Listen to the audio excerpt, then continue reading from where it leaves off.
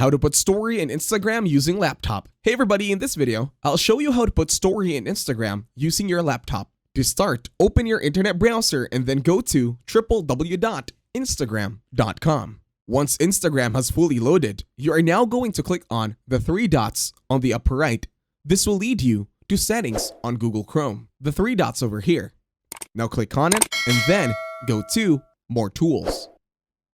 This one over here. And then you're going to click on Developer Tools. Once you are in Developer Tools, you will now get an iPhone XR preview of Instagram. You can even change that over here. Now, first, click on your profile on the bottom right. And then, wait for Instagram to finish loading and then refresh. For now, let's wait for Instagram to finish loading. In here, you will see an option that says plus your story.